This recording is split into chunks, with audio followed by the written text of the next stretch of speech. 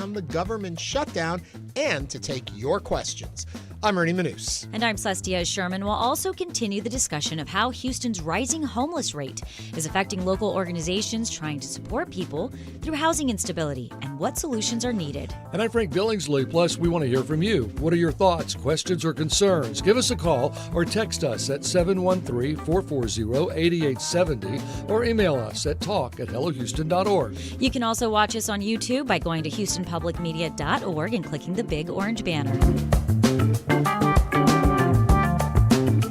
Hello Houston is made possible in part by founding sponsors John Bradshaw and Kathy Sanders, and by gifts from listeners like you.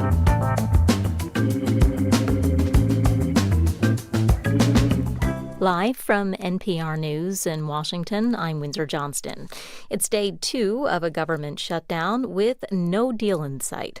House Speaker Mike Johnson continues to blame Democrats for the impasse. If they choose to vote against this clean, completely nonpartisan CR, then they will be choosing to shut the government down, and they will owe the consequences of what happens following that. Democrats are holding firm, demanding an extension of federal health care subsidies under the Affordable Care Act. NPR's Selena Simmons-Duffin reports a new analysis finds premiums on those plans are set to double. This goes back to a 2021 law that created enhanced premium tax credits. Those run out at the end of December unless Congress acts. Cynthia Cox of the health research organization KFF just co-authored an analysis on what will happen to people's premiums next year. On average, we're expecting premium payments by enrollees to increase by 114% if these enhanced tax credits expire. So that means a lot of people are going to have to pay double the monthly premium they're paying now. Or they might switch to a plan with a much higher deductible, or they might lose their coverage. The Congressional Budget Office estimates that if the enhanced tax credits expire over the next several years, 4 million people will become uninsured.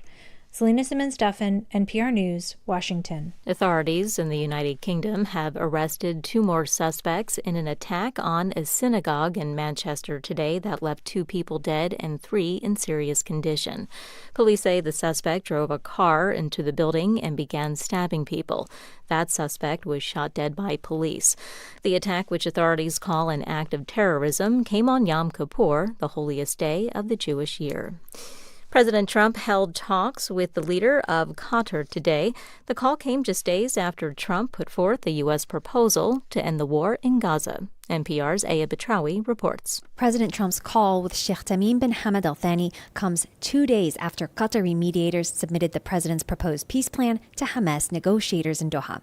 Hamas, which would have to free all hostages it still holds up front in the plan, is said to be seeking more specifics on the deal. For example, Trump's plan does not define a clear role for Palestinians to govern Gaza, and instead would see an international board chaired by Trump managing affairs for an undefined period of time. It also does not set out a clear timeline for Israeli troop withdrawal from Gaza, linking it instead to Hamas's disarmament. Trump told reporters this week Hamas would have just a few days to respond to his plan, but Qatar's prime minister says there are elements of it that require further discussion. Aya Betrawi, NPR News, Dubai. Stocks are trading mixed on Wall Street at this hour. The Dow was down 96 points, the Nasdaq up 14. This is NPR. Live from News 88.7 in Houston, I'm Alexandra Hart. City officials cleared one of the largest homeless encampments in Houston yesterday. As the Houston Chronicle first reported, the encampment under the East Tex Freeway north of downtown was home to dozens of people. News 88.7's Dominic Anthony Walsh was there. Hours after officials had arrested or offered services to the residents, heavy machinery remained on the scene, moving their belongings and trash into solid waste trucks. Edward Lawrence Haverly sleeps in a wooded area nearby. His site was untouched, and he thinks the city's approach was fair, but he says his friends are gone now. We all were family, you know. When it came down to the nitty-gritty and the rough times, we all looked out for each other, and it's pretty much a family thing. So is there a sense of community in these encampments? Yes, definitely. Haverly says residents of the area were offered services and housing over the course of multiple months. Now that his community is gone, he says he also plans to leave. I'm Dominic Anthony Walsh, News 88.7. Drought conditions are starting to spread across parts of Texas. Space City weather meteorologist Matt Lanza says that's increasing wildfire risk. As time goes on, we may see more and more of the state start to have to think about things like burn bans, and we'll see more talk of wildfire, I think, out there as the month goes on. Lanza says the worst of the drought is in West and South Texas, but conditions in Southeast Texas are also worsening. And a familiar sight in the Montrose neighborhood is back. The rainbow crosswalks at the intersection of Westheimer and Taft Streets have returned. Crews have repainted the road after the rainbows were temporarily removed so a metro project could resume. Some residents were concerned the installation was gone for good. The crosswalk was first painted rainbow colors in honor of a man who died in a hit and run. Council member Adkison says the city remains committed to preserving the crosswalk as a symbol of Houston's LGBTQ community. I'm Alexandra Hart, News 88.7. Support for NPR comes from NPR stations.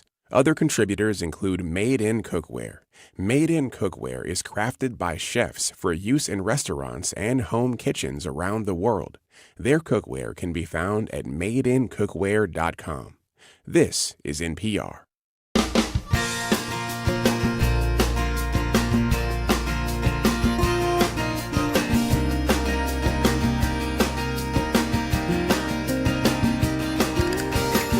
Live from the University of Houston, it's Hello Houston, an open forum on today's biggest stories affecting Houston and beyond. Call now, 713-440-8870, or let us know your thoughts on today's topics by emailing us at talk@hellohouston.org. Now here's your host for Hello Houston, Ernie Manous, Celeste Diaz-Sherman, and Frank Billingsley. Welcome to Hello Houston. It is Thursday, October 2nd, and we are running through this week. And I'm marking my calendar because the only way I know the days of the week, it used to be because of you, but now I'm counting it by the government shutdown. Yes. So we're in day 2 of the government shutdown, and we really wanted to dig deeper in it. So coming up in just a little bit, we have U.S. Representative from our area, Sylvia Garcia, will be joining us to talk about what's going on with the shutdown, how we got there, how we get out of it, how it's going to affect each and every one of us, and why it's a serious matter and something to be looked at more closely. And so we want to take your calls and comments and questions, 713-440-8870.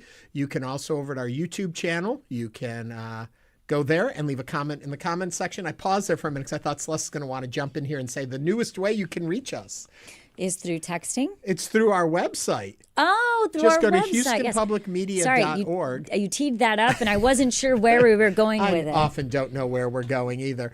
You can go to HoustonPublicMedia.org, and we are streaming live right there. Just hit the play button and you're in. Also, you can reach out to us through the little prompts right underneath there. Yes. So that's all in there, and we're very happy to have that. And we're very happy to have you with us today. That's right. And so we're just going to jump right into this morning's top headlines coming out of Washington. We continue our coverage as lawmakers failed to reach an agreement to fund the federal government by midnight on Tuesday night, triggering a shutdown on Wednesday. At the heart of the deadlock are health insurance subsidies, one being tax credits that have made health insurance more affordable for millions of people since the COVID-19 pandemic. The subsidies go to low and middle income people who purchase health insurance through the Affordable Care Act, are slated to expire at the end of the year if Congress does not extend them. About 90% of people who purchase health insurance through the Affordable Care Act currently benefit from these subsidies. As The Hill has reported, the cost of health insurance premiums could skyrocket for 22 million Americans if subsidies are allowed to expire. And with that, joining us now to talk about the shutdown is Democrat Sylvia Garcia, who has been serving as the U.S. Representative for Texas' 29th District since 2019. Her district covers much of eastern Houston. If you have a question for the representative, give us a call, 713-440-8870. Representative, thank you so much for joining us today. Welcome to Hello Houston. We're glad you're here. Well, I'm glad to be home. I left Washington last night, and we're now on day 2 of the Republican shutdown. So here with everyone, and everybody's asking what is going on, so I'm prepared for any questions that you might have. So, sorry, I was going to say, first, before we get into all of the questions people may have about it, if you can explain where we actually are at. People misunderstand where the shutdown is, which branch of the government has voted okay and moved it forward, where exactly we are and how we got there. Unless and I just want to follow up something. I found it very interesting, Representative Garcia, that you immediately said it was the Republican shutdown. Why is it a Republican shutdown? Well, it's a Republican shutdown simply because they're in charge. I mean, they control the House, they control the Senate, they control the White House, and some would argue they control the Supreme Court. So when you control all the branches of government, it's under your control, your agenda, and what happens, you got to own it. Okay, take us back. What's happened? Well, the House voted on a bill that did not include protecting health care for Americans, particularly the 22 million that was referenced in the introduction. 22 million Americans will stand to have their Affordable Care Act premiums go up, their deductibles go up, and their copays go up. Some will simply not be able to afford it, will end up not having insurance. Secondly, part of it also includes everything that was in their, what they call the big beautiful bill, and we call the big ugly bill, because it was ugly because it had the highest cuts in the history of the Medicaid program to Medicaid. It also made some cuts to Medicare and other programs that also protected your health care. So it's about protecting your health care, and it's about lowering prices and about canceling the cuts. Because the big ugly bill also provided for a lot of other cuts that were meant to get the dollars to be able to sustain the cuts to the taxes of billionaires in this country. I want to just clarify so people follow and understand. Sure. So that's referred to, the bill that you're talking about is the CR, the continuing resolution. The continuing resolution, and that just simply means that all funding in the budget, this is a budget issue, it's about the dollars, expires on September 30th. If nothing happens, then there's no money to run the government. That's why they call it a shutdown. It's really just a disruption of funding, but you know, we don't want to get too technical here. Bottom line, there's no dollars in play. So the CR is an agreement to continue funding what currently is being used. Currently, right. at you the levels sustain we the have, current budget.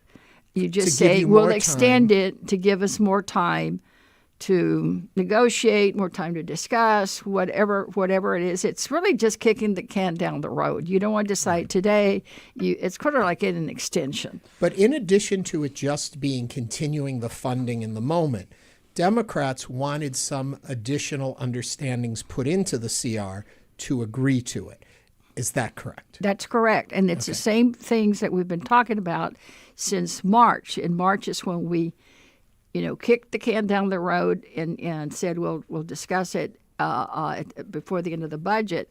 But Republicans are just flat unwilling to sit down and negotiate. Just think about it. 8 months have gone by, and not once had Donald Trump agreed to meet with Hakeem Jeffries and Chuck Schumer to discuss these issues. They just flat refuse. And the last point on this is, I don't really mean the last point. We'll talk a lot about this. Let's talk some more. But my question is, why don't the Democrats simply agree to the CR, the continuing resolution, and then while those 7 weeks are playing out, because I believe it's for a 7-week period, that's when you negotiate what will be in the final bill for funding moving forward? Why is this being put into the CR instead of saying, keep things as they are and we will continue to talk about this and negotiate? Well, it's simply, we voted against it in March, so why would we vote for something today that we voted against in March?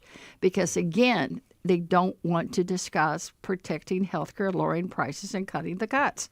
It's really simple. It continues to hurt Americans. It continues.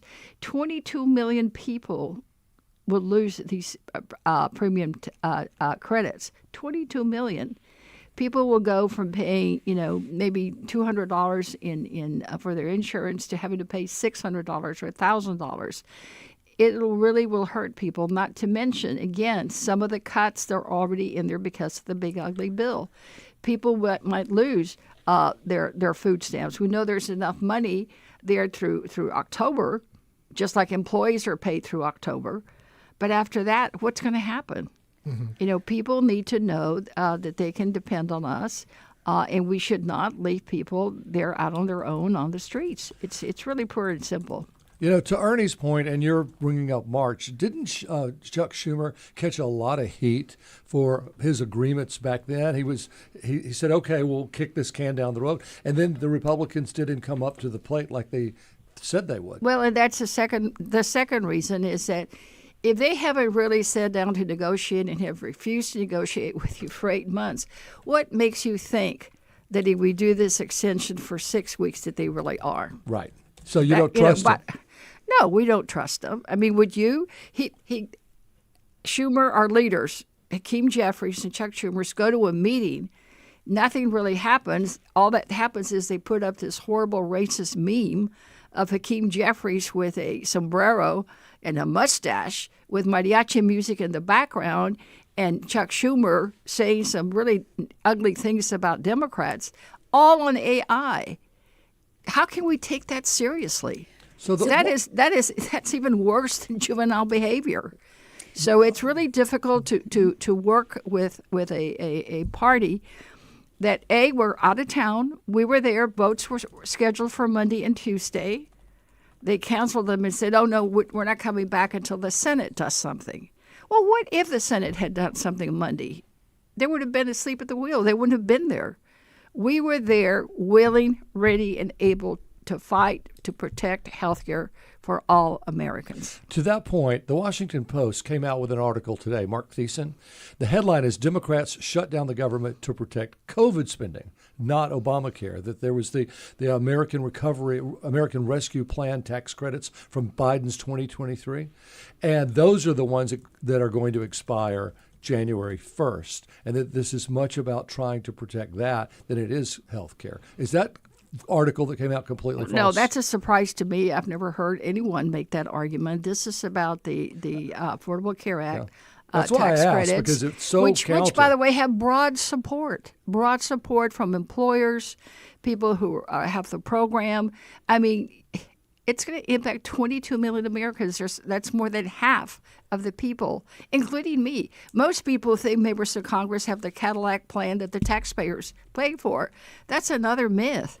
I pay for my own insurance to the marketplace through D.C. We have to pay for our own insurance. Mine will probably go up together with everybody else's. Will you still get paid during the shutdown? I think that we will continue to get paid members of Congress because we're not employees. And what about ICE agents?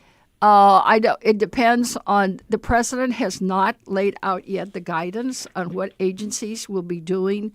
What they'll be doing. It's frankly up to him because he's in charge of the agencies.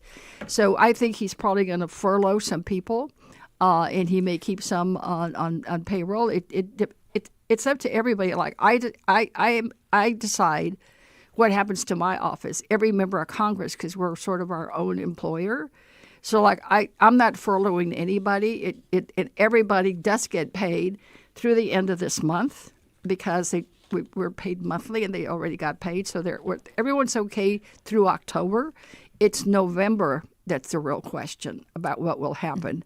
And I know there's a lot of I've signed on to a number of bills to make sure that military families get paid, including the Coast Guard. You're listening to Hello Houston. We are talking about the government shutdown. Joining us now is Democratic Representative Sylvia Garcia, who's been serving as the U.S. representative for the Texas 29th Congressional District since 2019. Her district covers much of eastern Houston, and you are more than welcome to join the conversation at 713-440-8870. Now, Representative Garcia, you're talking about impact, and you're talking about the 22 million Americans that could be affected. However, this shutdown is setting the stage, as you mentioned, furloughing of hundreds of thousands of federal workers and the shuttering of a slew of key programs and services. Do y'all truly think that this shutting down the government is a long-term solution for what y'all are trying to achieve? Well, if we can sit at the table. Now, remember, the last shutdown was in 2019. I was sworn in during a shutdown. It was a Trump shutdown then, and it's a Trump shutdown today. That was the longest shutdown in the history in the last 40 years. It lasted 35 days. I think this one will probably last between 2 and 4 weeks because, again, after the 30 days, because employees have been paid for a month in advance is the way it works. their checks cover through this month. It's November we have to start worrying about. So we will do everything it can. Again, we've been ready, willing, and able, as they say in contract law, to sit down and talk. But you can't talk to people who are not serious and are more about memes and racist remarks and demeaning people than they are about really getting to work. So what's it going to take? What did it take in 2019 for them to come to the table, and what's it going to take this time? I can't, frankly, at the top of the moment, I can't recall what it took. I think it's the reality that after 30 days, things really sink in. But on this one, because of the way the insurance companies work, notice is already being sent out about the increases in premiums. They started going out early this week. They'll continue to do that probably till about the middle of the month because, again, they work a month in advance. So people are going to start feeling it and having to make choices because for a lot of seniors, open enrollment is the time that the government gives you to decide which insurance plan you want for Medicare. All of that is November 1st. So this is top of mind for everybody. So I for one, again, I'm ready, willing, and able, and I would sit down today because this is putting a lot of people's health at risk. When you hear the stories, Ernie, about people who depend on Medicaid for their cancer treatments, or they depend on Medicaid to be able to keep their aunt in a nursing home, and now all of a sudden this is all being stopped. And let's be mindful and fair. The VA hospital will still be there. All of these facilities are there. They just may not have the staffing because of the furloughs, and it depends again on the agencies who they furlough. Mike Johnson insists that the ACA covers illegal aliens, as he said. Well, I know, and he insisted that Haitians eat cats. It's just ludicrous. Yeah. No, it's ludicrous. Sure. It's a lie, and they know it, but they perpetuate that lie because it helps them. I'm going to tell you something. I was a social worker before I was a lawyer and any of these other things. Even back when I was a social worker, undocumented immigrants couldn't get food stamps, couldn't get on Medicaid. There's a citizenship test with all of these programs. You can read the entire proposal of the Democrats. There's nothing in there, not one thing that could even lead you to believe that we want to do that. It's just a flat-out lie. And if I'm not mistaken, it was Ronald Reagan who said that if somebody needs care, it's our responsibility to take care of them. If someone comes into a hospital and is in a life-threatening situation, we can't leave them sitting there sick at the door. You're absolutely right, and especially, and that coverage is for emergency care. If someone comes to the door from a car crash, you take care of that person. And let me tell you, I went through a car crash in Mexico where I got to get rescued and just turn around and see our van explode.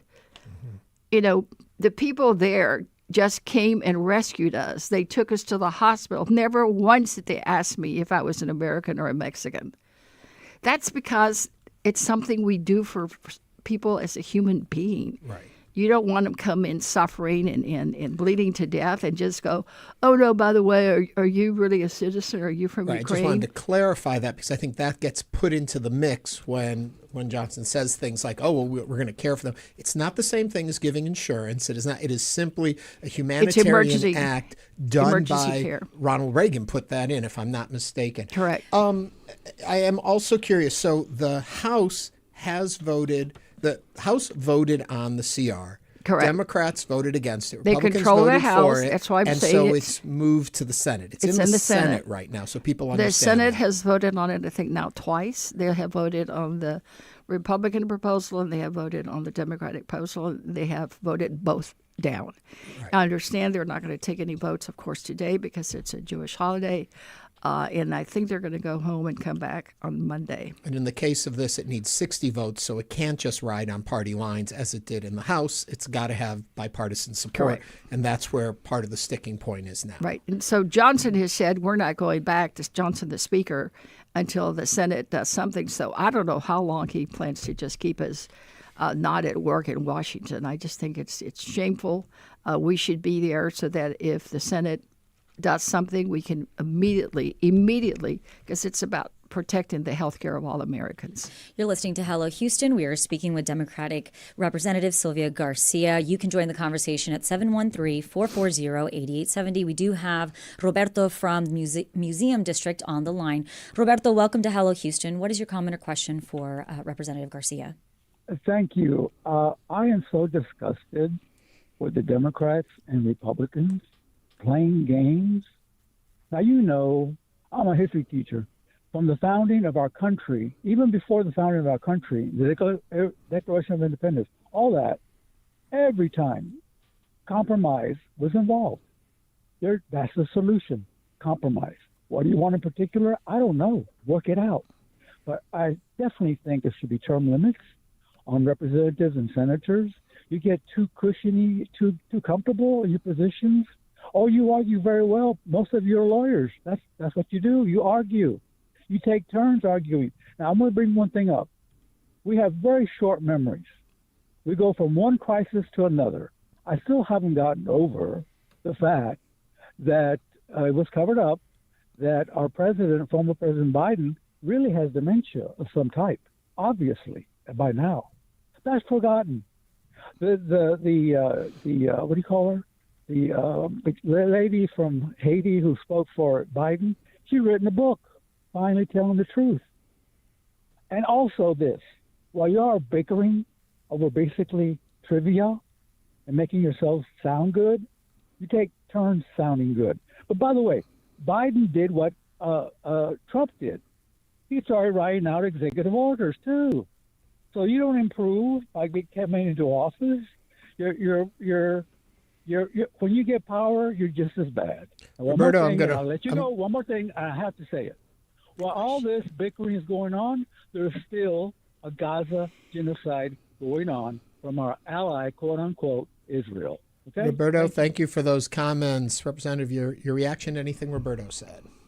Well, I don't think it's just bickering. I mean, it really is about protecting people and saving lives and making sure that people have health care, access to good quality care.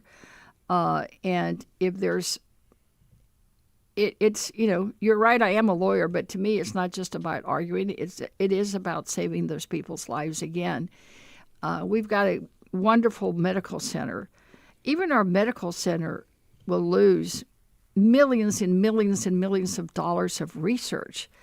The person right now is impacted because they're worried because their child is sick with cancer and they need that Medicaid. But to cure that, it's the medical centers that do the research, and they're even stopping medical research. And we have one of the biggest hubs in the world right here at our doorstep, and they stand to lose probably the highest number of dollars of any other medical research hub in the country. Wow. And when you talk about those things, to me, it's not bickering.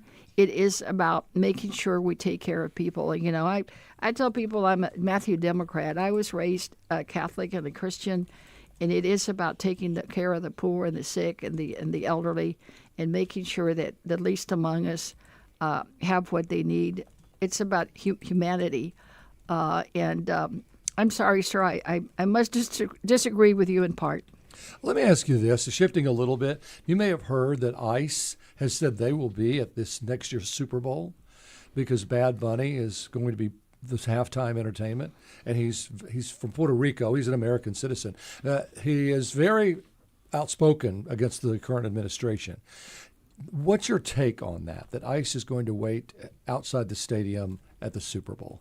I think it's ridiculous. I think it's a waste of money, and I think that we should do something about ICE targeting what we call safe places.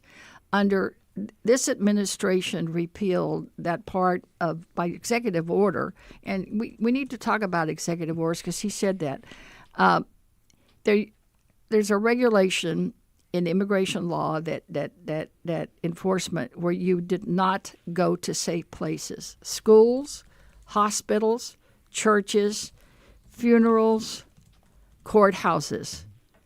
those are places that should be safe for people to gather and do their businesses. I mean, why raid a funeral home, for Christ's sake? You know, it's just inhumane. It's crass.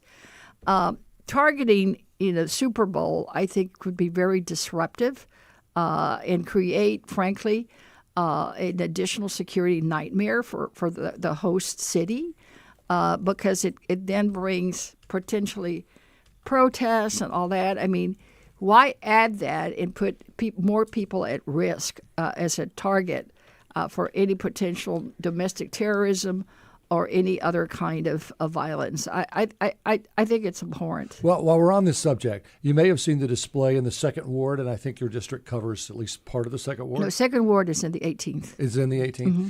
You heard about this person who's displaying hanging ICE agents, like with a noose in his No, I didn't. And next to these hanging ICE agents is a person in a serape. And he's saying this is his Halloween display in his front yard because that's what he's afraid of. That's what his people are afraid of, the ICE agents. It's pretty gruesome. We won't go there if you haven't seen it, but it's right here in Houston. I had not heard that, and obviously after the show, if you'll give me the address, I might go by. And again, that's as abhorrent as some of the memes and the tweets that some members of Congress make about other members of Congress, which I think are abhorrent. Or a state representative, I forget what, I think it was from Arizona, asking for someone to just kill Representative Jayapal.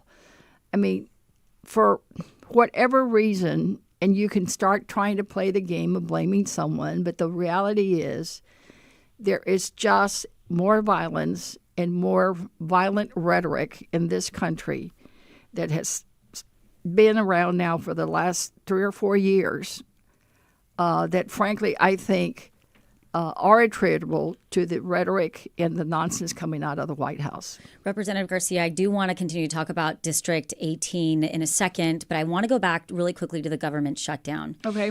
During this shutdown, is your pay constitutionally protected? Will members of Congress continue to get paid? I believe we do. I don't know if it's constitutionally protected or it's by law. I really couldn't say. I do think that we do continue to get paid. Do you think it is fair that, given the fact that you all will continue to get paid, that you all are actually putting others right now in basically not in a situation where they will not be? No, let's be clear. Employees are paid through the end of this year. They will get retroactive pay. No one would lose any money. They are furloughed. It simply means they're working without pay when it's time for them to get paid. But right now, they're being paid. Okay. And we don't know how long it's going to last. It's my hope that it doesn't last beyond the timetable that we have to do what we have to do in Congress to make sure that they get paid beginning November 1st. They will get paid retroactively in either case. You keep referring to furlough, but if I'm not mistaken, the White House is saying they're going to move in and start terminating jobs, that they're using this as an opportunity to reduce have no workforce. Real legal authority. Being in a furlough situation or shutdown doesn't give them any authority to lay off or fire people. Now, whether he'll do it and just let us sue him, which is what he does with every executive order. Remember, executive orders are not law. Executive orders are simply sort of guidance. It's I compare it to like an attorney general opinion. It's one attorney general's opinion. But the reality is that he has, contrary to what the gentleman said in his call, Joe Biden probably didn't issue more than maybe 100 executive orders. This president has probably issued 100 every month, because he is governing through executive orders. Never before in history has that ever happened.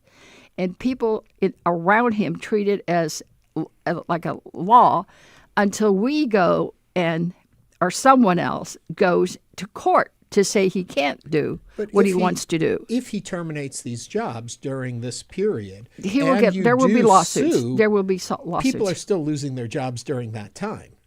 Well, it depends, because most of those cases, if you look after the executive orders that he has signed already, the courts have asked the ordered him to let the employees go back. He has lost almost. I wish I'd had my little cheat sheet here of how many lawsuits we filed and how many he's lost. I mean, even the one of trying to get rid of the member of the Federal Reserve Board, even the Supreme Court said you can't do that. Mm-hmm. So a lot of executive orders end up being reversed by a court somewhere. So let me ask you this. This is about health care rates affecting small businesses. Mark from Cyprus is on the line. Okay. Mark, what do you have to say to our representative here? Thank you so much. It's a pleasure hearing from you, Representative Garcia. So I'm concerned about the cuts to health care. To give you some context, the ACA, it allowed me, a small business owner, and other small businesses to be able to provide health care both for ourselves, our families, and a few employees with the subsidies in place. With the cuts to health care, it's very likely that those will go away, and there could be significant impacts to small business. I do think the job of Congress is to fight for their constituents. Nobody wants a shutdown, but if the Democrats will stand up and fight for this one issue that will affect all Americans. To put this in context, I received a call today for an appointment for my father, which was going to be a telehealth appointment, and I was told that due to cuts in the recent bill, that wouldn't be covered anymore. So now I'd have to leave my job and drive him in order for his insurance to kick in, and he's also on the ACA. So these are real impacts to real Americans. At least that's what I'm experiencing in my small space.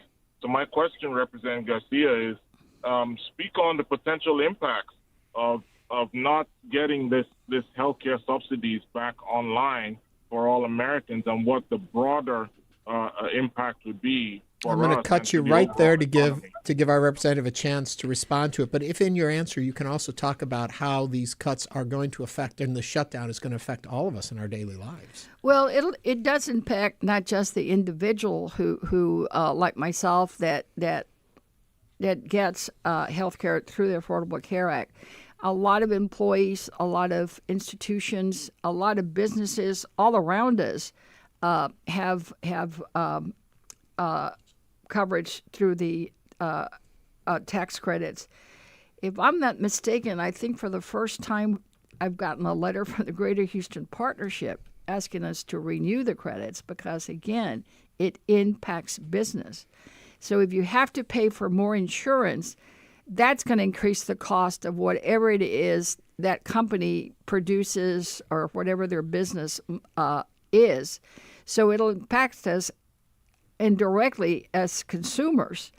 You add that to any potential tariffs that have impacted the cost of goods and services that are increasing costs. Again, it just is about increasing costs. And that's another reason, of course, that we've been fighting to protect your health care, but also working on reducing costs, because we all know that the biggest challenge all of us have daily is every time we go to the grocery store, every time we go to the gas station, or we go buy something, there was people who had trouble just with their back-to-school items for their kids because they saw the skyrocketing prices because so much of that is imported.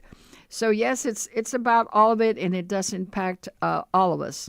So, and just to before I'm going to grab a call in 1 second, but I guess I'm still on the sticking point of, as long as if you vote for the CR, and then you have a chance to negotiate all of this through into the new bill that will come into the new pay structure or support, why not take these 7 weeks to do it? Is it simply because there's a lack of trust now that they will negotiate in good faith? Well, yeah, because in the last 8 months, it hasn't happened, and they don't give. I mean, I'm not at the negotiating table. I'm not Hakeem Jeffries or Chuck Schumer, but I don't see any real willingness. Any contract, Ernie, it's just like anything else. When you buy a car, you buy a home, there's got to be a level of trust on both sides, and I don't think there is. And then secondly, you have to make sure that once you sign the contract that it's enforceable. And I didn't want to get a lot into the minutia, but let's assume that we said, okay, and then we come to an agreement. And then the president says, oh, no, I want to rescind that part. Oh, no, I want to pause that part. Oh, no, I'm going to cut that part. I mean, just look at New York. $18 billion, they announced yesterday that they're not going to send New York for their tunnels. Just yesterday, shutdown number one. And that was something we voted on. Excuse me. They've already done the design. They're ready to go. Why? Well, maybe it's because Chuck Schumer and Hakeem Jeffries are both from New York. We don't have guardrails. Even though we may agree on something, vote on it, then he just decide he wants to do as he damn well pleases anyway. Well, no, we're not going to agree to something and say that, yes, it's going to be for the tax credits, and then him turn around and instead do tax cuts for the billionaires. We want guardrails. We want to make sure that what we say and agree to, just like any contract, both parties agree to, that then you can move forward and that there will be some sort of not sanction, but it can be enforceable. So it's a little more than just saying, well, okay, fine. When you've had a history of 8 months of not coming to the table, remember what I said earlier. This last meeting last week was the first time he'd ever met with Hakeem Jeffries. You're listening to Hello Houston. Doug from Katy is on the line. Doug, what is your question or comment for Representative Garcia? Well, Representative Garcia, I got a chance to read Project 2025 because I'm an older individual and I can't get hired because of age discrimination. But what I did take a look at was I took a look at all the missions for all the departments that's inside there. And one of the questions that I have for Democrats is this, is how come you guys aren't taking a look at cutting the budget deficit? I took a look at the agreement, and the only thing I could take a look at when I take a look at Project 2025, it isn't perfect, but one of the things that I saw was, why can't you combine the Energy and the Interior Department? They have similar missions with regards to safeguarding parks, but also for developing our resources. Secondly, why don't you combine Health and Human Services and HUD and call it the Department of Citizen Support? You could cut some money that way, but nobody's ever discussed that. I wasn't a particular supporter of Doge. I thought it was a waste of time. But those, if you took a look at it and maybe you got your inspector generals involved, maybe you could have some real savings into government. Thank you, Doug. Representative Garcia? Well, first of all, you need to remember that one of the first things he did do the first day, although he said he was going to cut grocery prices down the first day and he didn't, what he did do is fire all inspector generals because he doesn't want any accountability. He doesn't want anybody telling him what he doesn't have to do, so he fired them all. Secondly, I haven't really looked at those two proposals of the Project 2025. I must admit I didn't read the entire Project 2025. I read the executive summary and then just skimmed through the chapters that were of interest to me. But it does appear that he is following that as his playbook. In fact, yesterday he mentioned it again about Project 2025. So remember, this is his first year in office. He may yet do what you're suggesting in year 2 or year 3 or year 4 of his presidency. There is still time, and that doesn't mean I support the proposals. I'm simply suggesting that it's 8 months. He still has 3 more years to go, and my understanding is that he is going to go through all of the recommendations of Project 2025, and most people are calling what he's suggesting he's going to do with the shutdown to lay off more employees and fire more employees, that this is sort of like Doge 2, that they didn't quite complete everything they wanted because Elon Musk decided to leave.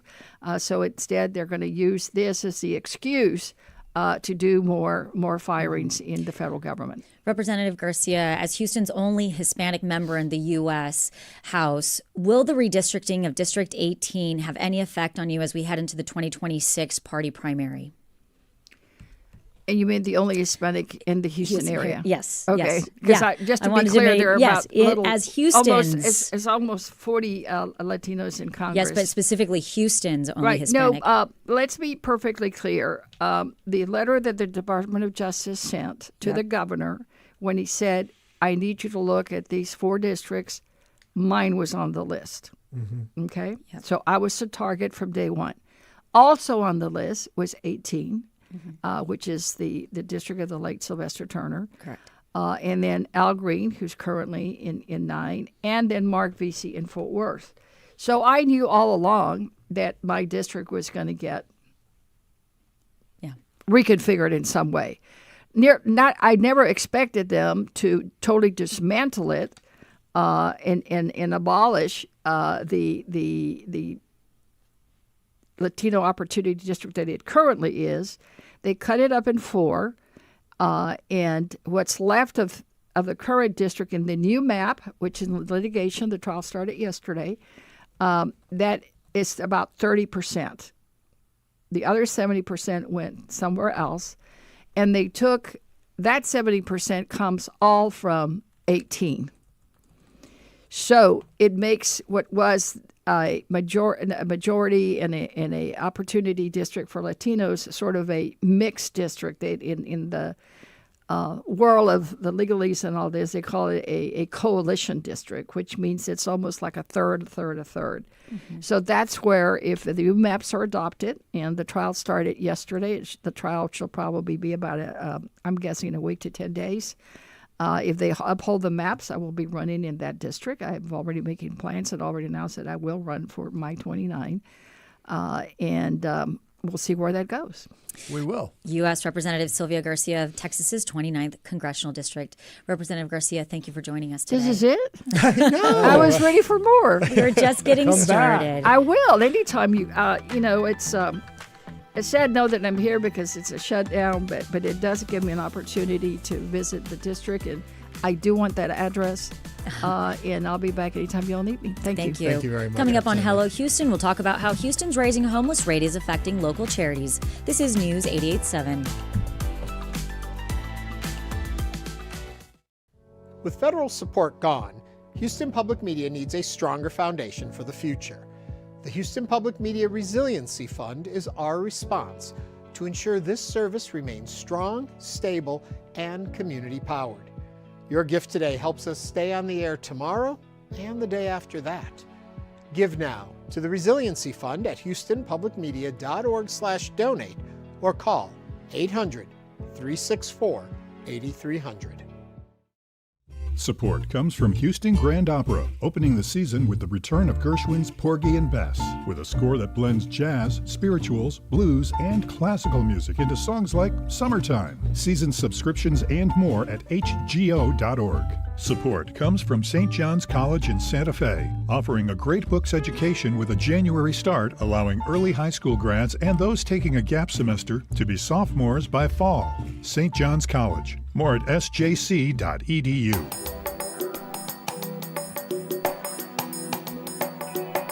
And now back to Hello Houston. To comment on any of today's topics, call 713-440-8870 or email us at talk@hellohouston.org. Now back to Ernie Manous, Celeste Diaz-Sherman, and Frank Billingsley. According to the Coalition for the Homeless of Houston and Harris County, this year's point-in-time count found a nearly 16% increase in people living unsheltered compared to last year. At the same time, fewer people were staying in shelters, with a 6% drop from 2024. That change isn't accidental. Advocates say reduced shelter capacity last year directly contributed to more people ending up on the streets. For local organizations trying to support people going through housing instability, addiction, and unemployment, the pressure is mounting. One of those groups is Career and Recovery Resources, which has been a lifeline for vulnerable Houstonians for 80 years. Joining us now is Nkechi Agwuenu, a CEO of the CEO of Career and Recovery, to talk about how the increase in homelessness in Houston is affecting local organizations trying to support people through housing instability and what solutions they believe are needed to meet the moment. Nikki, welcome to Hello Houston. If you would like to join the conversation, give us a call or send us a text, 713-440-8870. Welcome. So I looked at your website. It's a really great organization. Tell people a little bit about what you all are doing. Thank you for having me today. What are we doing? So Career and Recovery, we've been in business for 80 years. I know. And for 80 years, we've provided, we started off as a workforce development organization, and then we joined the fight of helping people who are experiencing homelessness to gain housing. And then we also provide substance use counseling. With the point in time count, we are part of the Coalition for the Homeless's system. We're all working together to make that make the system work better. It looks like you're also able to help people get jobs. That is what we do. In 2019, Career and Recovery, we realized that a lot of our clients were people who are low income and who, no matter what we did, they could not find a job. So we created our own social enterprise called Uprise. And what Uprise does is take people who are unhoused or people who have significant barriers to employment and stability, and we put them into work immediately. We provide landscaping services using those individuals who are finding it difficult to find traditional jobs. Wow. How many people do you know offhand? How many people you're helping each year? Last year, we helped 223 people through that program, just working and providing landscaping services. Since the program started, we've helped over 800. Nice. Yeah. And it is transitional employment. So we have people who stay in the program 6 months to 18 months, and then they transition into other avenues. When we look at the point in time, that headcount, I think it's so important that we talk about exactly how it's done. Walk us through that process. The point in time count? Yes, the point in time count. I will tell you that that's probably a better conversation for Coalition for the Homeless. You should have them on the show. Yes, we have had them on, but they literally go around and count each person. Correct. So that the data is very firm. Correct. And we are an organization that supports that count. So a couple of our team members do support and go out and they do count. They go through different encampments. They find people who are experiencing homelessness and they count one by one. And as they're counting as well, they're also providing people opportunities to get resources from different organizations. Mm-hmm. One of those organizations being yourself. Career and Recovery Resources. It seems like so many groups like yours that do such great work and really are out there in the battlefield are facing some huge challenges. Yes. What are yours? What are your biggest challenges these days? It's funding. Yeah, money. Period. Yeah. It's always money. Money isn't is the challenge, and money is the challenge for people experiencing serving people who are experiencing homelessness. Also, I know that the city has mentioned how much they need the system needs in order to support this group, and it's $70 million annually to maintain equilibrium. But our challenge is funding. My challenge right now is our Uprise program. We have several contracts with the city of Houston. We have some private landlords and commercial landlords that we provide landscaping services to, but I need funding to scale.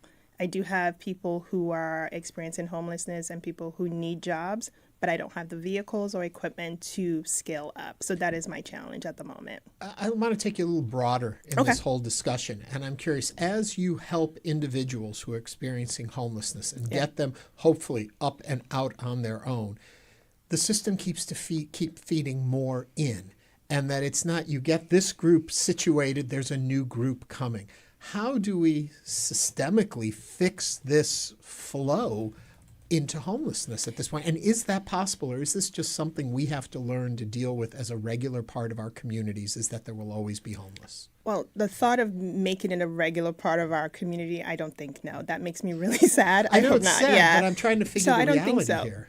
When you read the Point in Time report, a lot of people fall into homelessness for several reasons. This report specifically speaks to unemployment rates, people losing jobs, people not having the ability to work, or people not being able to find jobs. That's what's driving this report. And then also the funding to ensure that the city of Houston is not reliant on federal funding to solve the homelessness issue.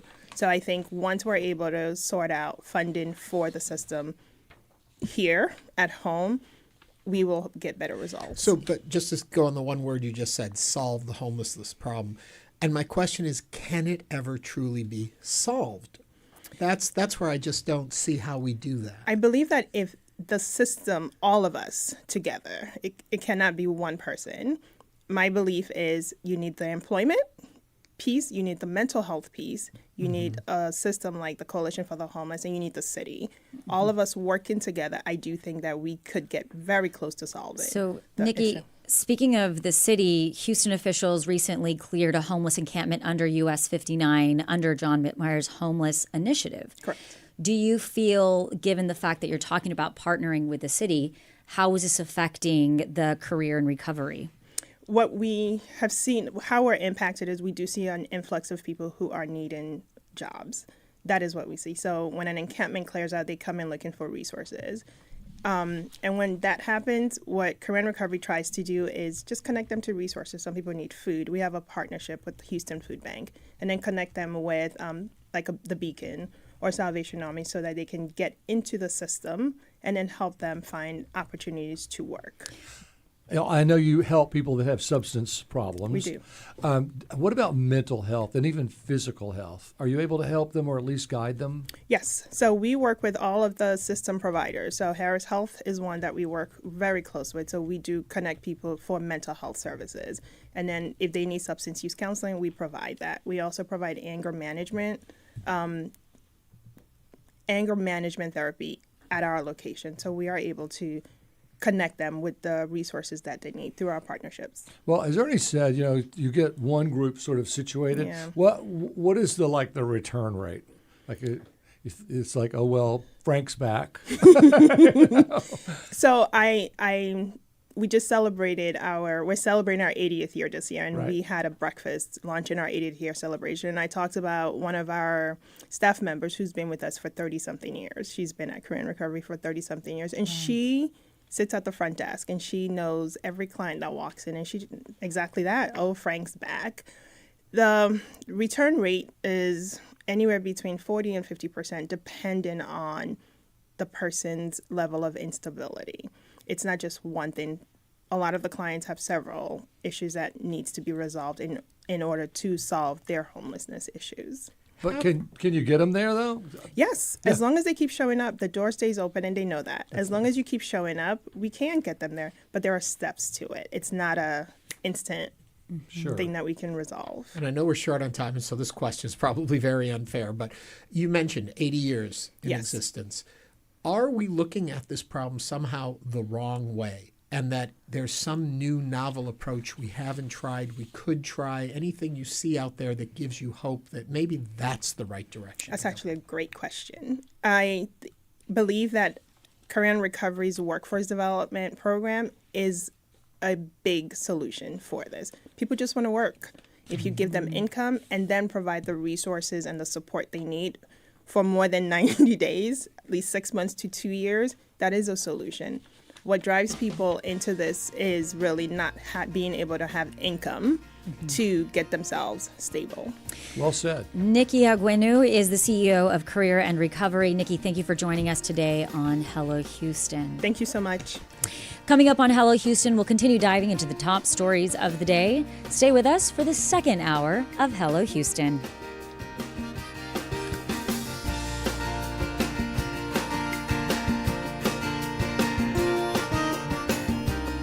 Stay tuned. There's more Hello Houston on the way with Ernie Manous, Celeste Diaz-Sherman, and Frank Billingsley. For the latest in local news, subscribe to the Hello Houston daily newsletter at HoustonPublicMedia.org. Hello Houston is a production of Houston Public Media. The opinions expressed by the guests of this program are solely their own and do not represent the views of management, staff, or underwriters of Houston Public Media. This is News 88.7.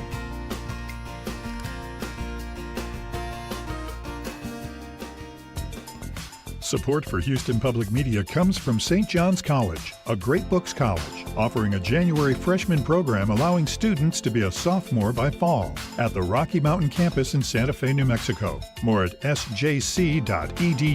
Tonight on Houston Public Media TV8, a night of mystery and intrigue with Father Brown at 7, followed by the Sister Boniface Mysteries at 8, and Death in Paradise at 9.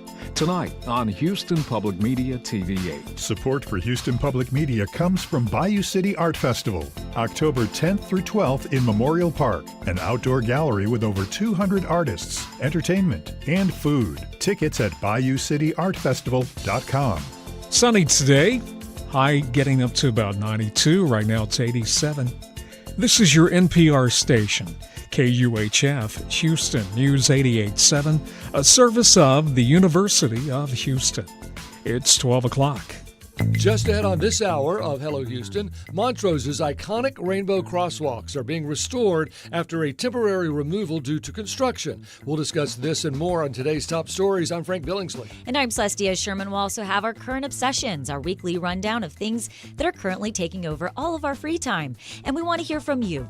Give us a call or send us an email at hellohouston.org. And I'm Ernie Manous. Plus, we'll also talk with comedian and content creator Eric Ochoa, known to many as Super Ego, who's coming to town this week for his live stage show, Who's Got Talent. And we welcome you to the conversation. Give us a call or send us a text at 713-440-8870 or email us at talk@hellohouston.org. You can also watch us on YouTube by going to houstonpublicmedia.org and clicking the big orange banner. Hello Houston is made possible in part by founding sponsors John Bradshaw and Kathy Sanders, and by gifts from listeners like you. Live from NPR News in Washington, I'm Windsor Johnston. President Trump is using the government shutdown to punish and pressure his political opponents. NPR's Franco Ordonez reports Trump is meeting today with the man tasked with carrying out those promises. The president is calling on Republicans to use the shutdown to, quote, clear out dead wood. He says billions of dollars can be saved. And Trump is sitting down with his budget director, Russ Vought, to determine which of the many, quote, Democratic agencies may be cut. Trump writes in a social media post, "I can't believe the radical left Democrats gave me this unprecedented opportunity." Trump even cited Vought's work on the controversial Project 2025, where he advocated for a more activist approach to cutting spending and overhauling the federal workforce. The White House is pushing Democrats to negotiate, but Vought's work shows he's less concerned about Democrats and more focused on making the cuts. Franco Ordonez, NPR News. Federal workers are feeling the impact of the shutdown, with many furloughed or working without pay. And states are bracing for ripple effects. In Kentucky, Democratic Governor Andy Beshear says health programs and food assistance could be among the first hit. I think that, at least for me, the reason to stand up and push back right now has to be one that directly impacts American families. And certainly the cost of your health care is that important. Economists warn the longer the stalemate drags on, the more pressure it will put on local communities and the national economy. A key report on the job market will not be published on Friday as scheduled as a result of the shutdown. Kilmar Abrego Garcia, a Salvadoran immigrant, made headlines earlier this year when he was mistakenly deported to El Salvador. NPR's Jasmine Guards reports an immigration judge has denied his latest bid for asylum and has given him 30 days to appeal. Abrego Garcia's lawyers filed to reopen his asylum case, claiming he now qualifies since he was sent out to El Salvador and later returned to the U.S. That motion was denied on Wednesday for several reasons, including that the judge found Abrego Garcia was not singled out by guards while in detention. In 2019, Abrego Garcia requested asylum, but was not eligible because over a year had passed since he'd entered the U.S. illegally. Still, a judge ruled that he could not be sent to El Salvador because his family was the target of gang violence there. Nevertheless, in March of this year, he was detained and deported to El Salvador. A Supreme Court ruling got him returned to the U.S. The Trump administration then accused him of human trafficking, to which he has pled not guilty. Jasmine Garst, NPR News, New York. On Wall Street, the Dow was down 36 points. This is NPR News. Live from News 88.7 in Houston, I'm Alexandra Hart. Federal judges in El Paso are considering whether Texas can move forward with Republican-favored congressional maps. The Texas Newsroom's Blaise Gainey was in the courtroom for day one of testimony. A panel of 3 federal judges began hearings Wednesday on Texas' new congressional maps. Plaintiffs argue the maps intentionally reduce the influence of minority voters by removing coalition districts where communities of color make up the majority. The state denies that, saying the maps were legally drawn and simply give Republicans an advantage, something courts have previously allowed. If upheld, the maps could add up to 5 new GOP seats in Congress, a move President Donald Trump urged Governor Greg Abbott to push through earlier this year. In El Paso, I'm Blaise Gainey. Governor Abbott is sending state troopers to Houston as part of a violent crime task force. He says to expect a similar initiative in other cities as well. This is a project that I do want to take elsewhere in the state, but because of the effective and proven and historical relationship that already exists, I thought this was a good place to start. Abbott says he's got the cooperation of Houston Mayor John Whitmire. The governor blames the state's bail system for putting more criminals on the streets. City officials cleared one of the largest homeless encampments in Houston on Wednesday. As the Houston Chronicle first reported, dozens of people set up makeshift shelters under the East Tex Freeway near the Buffalo Bayou. Edward Lawrence Haverly sleeps in a tent in a nearby wooded area. He says the community had plenty of warnings from officials. They've given us every opportunity. They offered us housing, food, clothing, So, yeah, the city has been more than helpful. It's just them not really wanting to be helped. They want to be out here. City officials told the Houston Chronicle the residents were given trespass warnings by the Texas Department of Transportation in the lead up to the clearing. It's 87 degrees right now on the University of Houston campus. Sunny today with a high near 92. Mostly clear tonight with lows in the mid-70s. I'm Alexandra Hart, News 88.7. Support for NPR comes from NPR stations. Other contributors include Progressive Insurance with Snapshot, a personalized program that bases rates on safe driving habits, at Progressive.com. Not available in California or from all agents. This is NPR.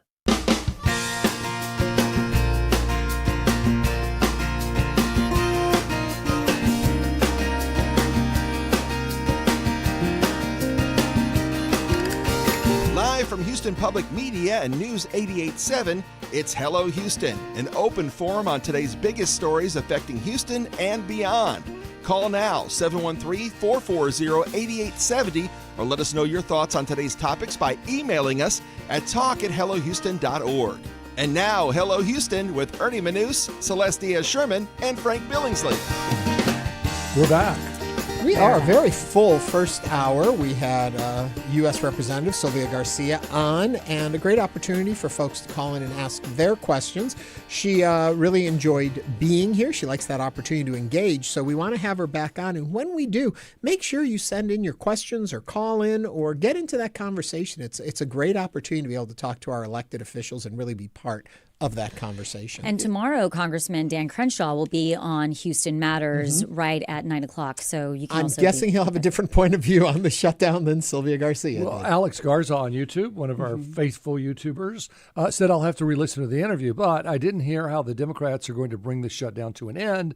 Just a lot of talking and blaming. Correct me if I'm wrong. And I agree with her. I mean, if you don't trust the people you're negotiating with or the person you're negotiating with ultimately, then she talked about guardrails.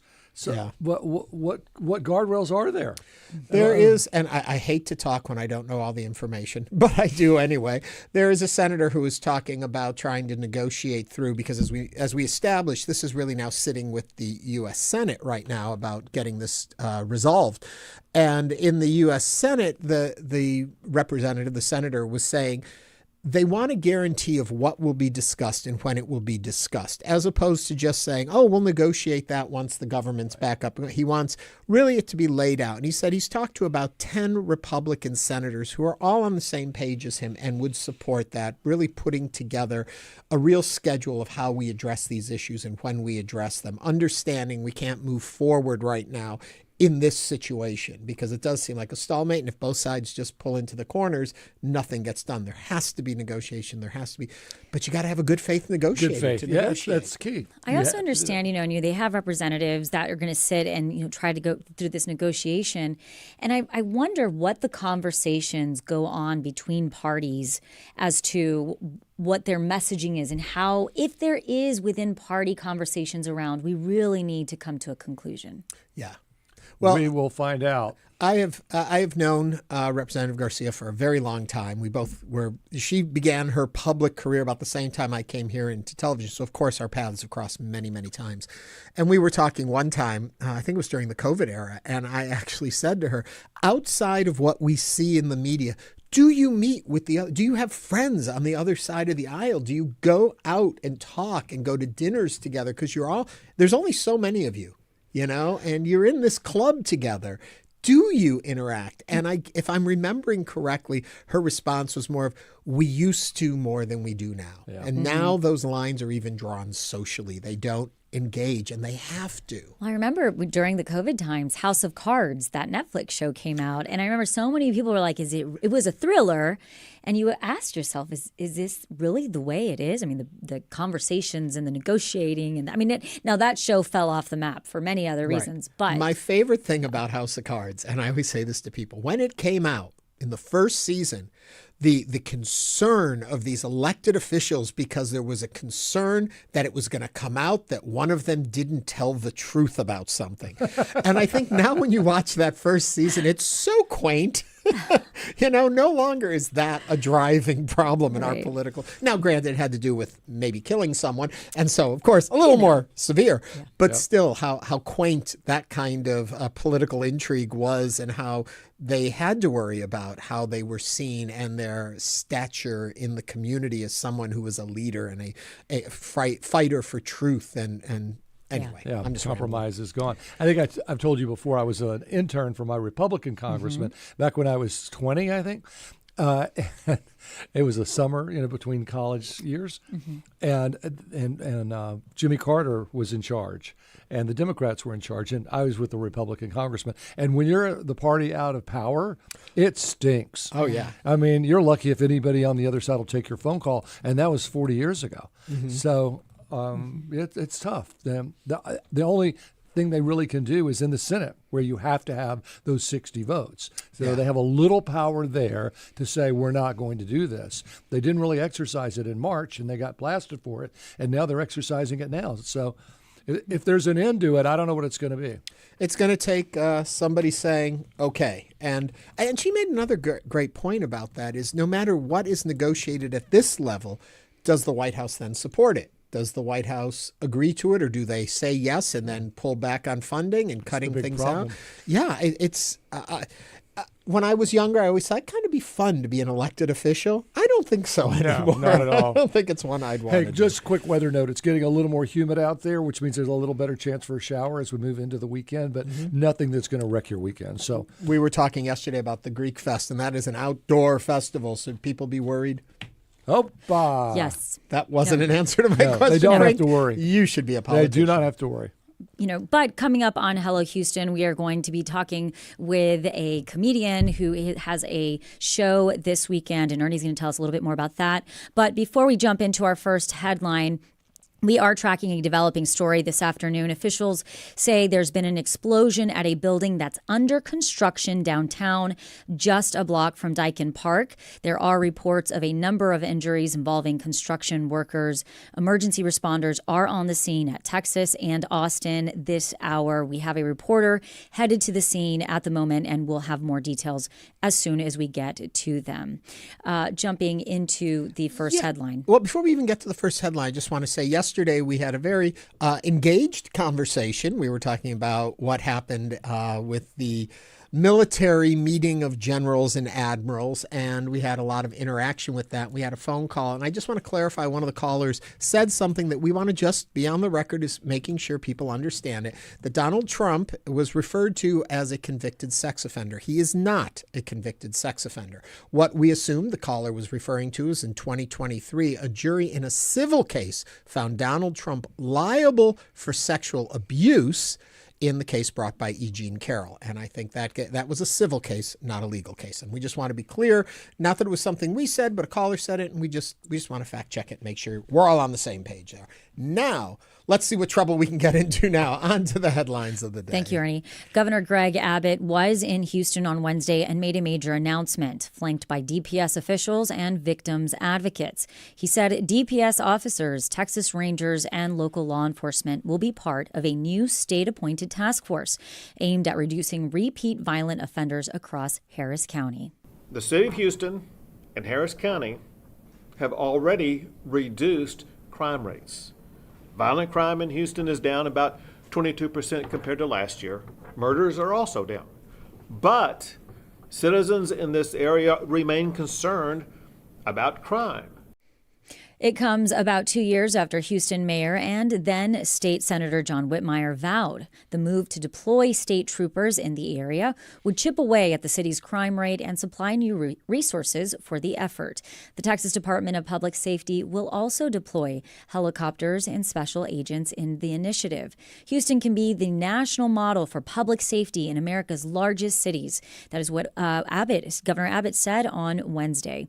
As part of the task force, state and local law enforcement patrols are expected to increase in certain high crime areas and neighborhoods of Harris County, which Governor Abbott declined to detail on Wednesday. He did not offer a time frame on the initiative, but said they want to see results. Now is the time to join the conversation on Hello Houston at 713-440-8870.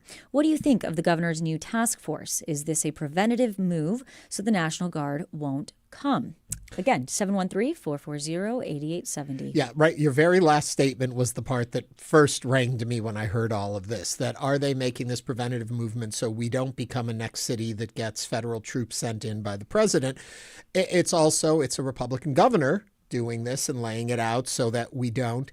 And I don't know. That I'm curious. I think, safety in our communities is of paramount importance. Could we do better if we had increased funding to what we already have? Would that cover that? Does bringing in the National Guard make a difference? I do think, if there is a law enforcement person standing next to you, you're less likely to do anything, but we can't all have someone standing next to us all the time. I'm going to sound stupid here, but I don't understand. What's a task force? They're looking at the problem and will make recommendations. We have the Texas Rangers, send them over here and have them out there. We have so many constables and police officers and sheriffs around town. I'm surprised we need more. But this task force is just like a group of people that are going to sit down and decide that we need what? We need to hire more people, which we already have a limited budget of how many we can hire. That's been in the news for the last year. And we've finally gotten better pay for the police officers we have. So we're going to be required to add to them, or we're going to send some other group in here. What does this really mean, Ernie? What does this mean, Celeste? To really define task force, also, we think of it in different terms. Think of a task force as like somebody who's going to look at a situation and recommend things. But it can like also a budget task force. But it can also be an armed force organized for a special operation. Okay, so is Abbott going to send his own armed force organization in here? Is that what we're looking at? Well, the thing, I think, from what I understand, in the intro, 2 years after Houston Mayor and then State Senator John Whitmire, the thought behind a task force or deploying state troops in the area isn't necessarily starting with Governor Abbott. The mayor went, like I said, whenever he was a senator, said that this type of thought would chip away at the city's crime rate and supply new resources for the effort. Helicopters and They've been special flying agents? over my house. We're going to have special agents coming in? What does that mean? Who's going to pay for them? And how are they going to get around town? And where are they going? It's so thin. It's almost to me like your first statement about, is it just a preventative measure so that the feds don't take action? 713-440-8870. That's our number. If you have a comment, we love that we have a Frank, but you can never have enough Franks. Right. So Frank from Galveston is on the line. Frank, what's on your mind? Well, this is ludicrous. We need money for education. We need money for potholes. We need money to help the homeless. We need to help the people that got mental people that having issues, but they want to start these charter schools. They want to do this. First, they tell us that hey, you get an inspection, that's for the roads. You get the tollway. Once we get through with that, you ain't got to pay no more. They got billions of dollars just laying around here, and they using this stuff for foolishness. And look, it's just ludicrous. It's like we losing our country because politicians scared to stand up and say the right stuff because they say they scared to get primary. If you're going to fight for your constituents. Quit talking about you're going to get primary. I'd rather get kicked out of office fighting for my constituents than not doing nothing, and I'll leave y'all with that. Frank, thank you very much with that. It seems as though Frank should be a synonym for passionate. Well, maybe. Frank, means honest. Yeah. When you're being frank, you're being honest. So, Frank, your reaction to this, Frank? Well, I think he's saying exactly right. With all the money that we've needed for our constables to get more money and our sheriffs to get more money and our policemen to get more money. And now we're going to have another special task force. And just give me more details. Who are they? What are they coming here for? Where are they going to be? And who's going to pay for them? I would assume if the governor is the one that is stepping forward and building this task force, then the state would essentially fund this to come into our county. Or at least they would have recommendations is what would then it come would be out the of the Texas task Rangers, force. right? So, The state pays the Texas Rangers, or it would be perhaps National Guard reservists. Okay, but let's take the step back then. So since it's a task force, since it's coming together to look at the situation, not necessarily we know what the solution is right now, is it a good or a bad thing to say we want to take a look at crime in our area and see is there a better way we can make our citizens safe? Well, Nicole from YouTube says safety versus privacy. I don't want Houston to start feeling like a militarized city. I already see so many cops every single day. Mm-hmm. So that's a point. And you've probably traveled to foreign cities. I mean, you walk through Charles de Gaulle Airport, and there are 2 or 3 people with machine guns walking around that are the military, and that's true in almost all of the foreign airports that I've been to. So, people there, I guess, are used to it. We're not used to seeing people walking around with machine guns at Bush Intercontinental. Is that going to happen? Yep. Well, it's food for thought. We're curious. We're going to follow that story. Give us a call with your thoughts at 713-440-8870. A story, though, that Celeste has been following for us. You have an update. Yes, more details on that breaking news we told you about a little while ago. Houston Fire Department officials say there's been a boiler room explosion at a hotel that's under construction near the Discovery Green and Dyken Park area. The explosion injured a number of workers, and there is visible damage to the outside of the building on one of the upper floors. The building is a Holiday Inn Express that isn't open yet near Austin and Texas, about a block from the ballpark. We don't know how many people have been injured, but are told the explosion occurred just after 11 o'clock. We have a reporter on the scene, and we will get you more information as soon as we have it. Thank you for that. To go back to our conversation here at 713-440-8870, Mark is on the line from Alief. Mark, what's on your mind? Oh, well, it just sounds like a commercial for law and order, that Republicans are tough on law and order and crime's going down, but we're still going to bring in extra people because you can only have zero crime and we're the toughest on crime and order. It's basically just, to me, a Republican commercial. We'll see if we end up with troops on the street. Mark, thank you for that.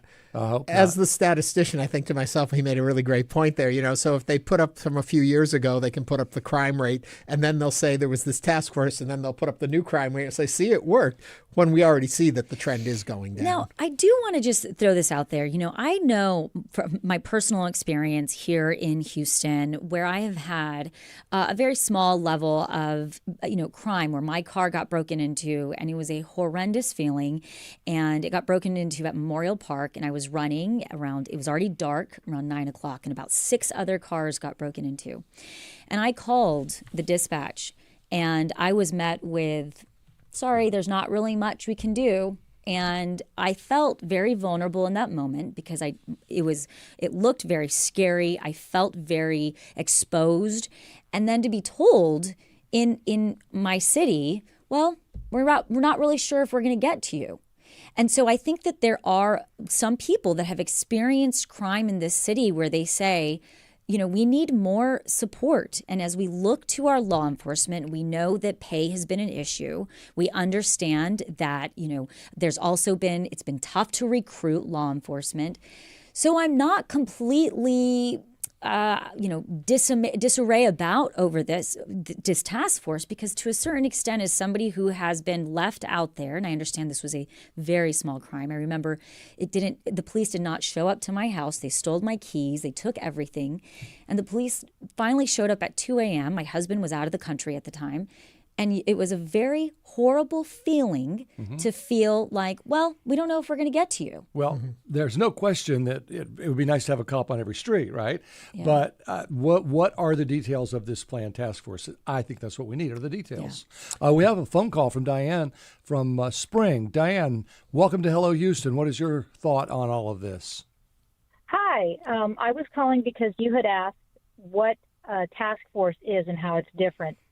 And I have some experience. My husband was a federal agent, and he worked on several task forces. And day-to-day, police officers and all law enforcement officers handle a bunch of different things. But with a task force, they have a very pointed focus. So here, Governor Abbott said repeat offenders. So what they do is they don't just have regular law enforcement officers. They pull in district attorneys. They pull in federal officers. They pull in a lot of expertise from a lot of different areas. And they all get together and they say, okay, we have this one problem. How can we fix this one problem? And it's powerful for law enforcement because a lot of times the cop on the beat, he'll know somebody's a jerk. He'll know somebody's a repeat offender, but he feels like he can't do anything because he can't get it to the attorneys and he can't get it to, he doesn't know all of the laws. Whereas a federal agent understands the federal laws and the local cops understand the local laws. So when they all get together, they can often find solutions that they can't see independently. And if you look historically for law enforcement, these task force things are pretty powerful. They can bring down like 100 people at a shot. They've been very successful. So I'm not against Governor Abbott saying repeat offenders are a problem. And it's not just here, it's other places. If you're looking for it to stop a whole bunch of people breaking into cars, probably not going to happen. But if we have someone like a serial rapist, or someone who's been in and out of prison several times. This is the problem they're seeking to solve. Diane, thank you very much. Yeah, for thanks that. for schooling me, Diane. I really appreciate it. I do. I mean, like I said, I really wanted to know what we were talking about here. We're continually interested in what you have to say. 713-440-8870. Another story that we had been following. Frank's got an update on it for us. The Montrose iconic rainbow side crosswalks. Right. They're back. There they are. Where did they go? I know. We should put on a little Judy Garland. Same colors, too, as we previously had after a temporary removal for construction prompted questions about whether they would return. And you remember Abby came in, and we invited her to be on today, but she's you don't say celebrate, but she's Jewish, and so Yom Kippur is today. She's and practicing. She is atoning. I suppose. Yes. But she was very vocal saying she had to paint those back herself. She would. But they came back. They said that they were taken out for repair temporarily, that they would come back. They have. That's great. Metro noted that they'll continue to review guidance from the Trump administration because there has been some federal mandates that have said they need to remove political messaging and artwork from roadways. So will they be gone again? I don't know, but they're back for now, and that's great. Well, that was nice because we had talked about, was it just they were removed because they were doing the construction, or was this a bigger issue? And it seems like since they're back now, at least for us, Galveston they have them in Galveston. They never took those down. But in Florida, in Tampa, and I know in Key West, and I think maybe Delray Beach, there have been 2 or 3 that have been removed. And that's from the order of the governor of DeSantis. So, good to know the update. And a topic we never get to, and we keep pushing it along. We will get to it one day. Tilly Norwood, the AI actress. I'm sure you have thoughts and feelings about it, but we're out of time, so we're not going to talk about her today again. But because she's AI, she can wait. She doesn't mind.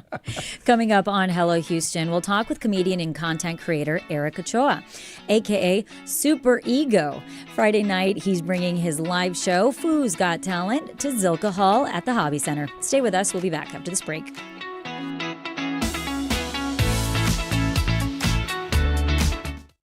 Federal funding for public media has been cut. In response, we're creating Houston Public Media's Resiliency Fund. Donations made toward the fund will directly counter the loss of the $2.2 million in federal funds that were cut annually and strengthen our station's foundation to provide our services into the future. Contributing to this fund is easy and quick and makes all the difference to our station. Help build the Resiliency Fund now at houstonpublicmedia.org/donate. Saturday at 6 p.m. I'm Jesse Thorne. You want some real, insightful conversations about where art comes from? Well, Bullseye has you covered, as long as you don't mind a little bit of ridiculousness. Y'all was like really judging me though. They sniffed it out. They sniffed out that I was weird. I was like, I don't know where I'm gonna sit, just like in the movies. Listen, learn, laugh. Bullseye from Maximum Fun and NPR. Bullseye, Thursdays at 9 p.m. on News 88.7. Support comes from Houston Grand Opera, presenting for the first time in company history Puccini's trio of one-act operas. Il Tridico, featuring one of opera's most famous songs, O mio babbino caro. Tickets available at hgo.org. Tonight on Houston Public Media TV 8, a night of mystery and intrigue with Father Brown at 7, followed by the Sister Boniface Mysteries at 8, and Death in Paradise at 9. Tonight on Houston Public Media TV 8. Support comes from Carr, Riggs & Ingram, CPAs and Advisors, a top 25 nationally ranked full-service accounting and advisory firm offering tax, audit, accounting, consulting, and advisory services. Learn more at cricpa.com. Support for Houston Public Media comes from Drexel University, whose cooperative education program positions students to explore future careers and discover their passions before graduation. More about experiential education at drexel.edu.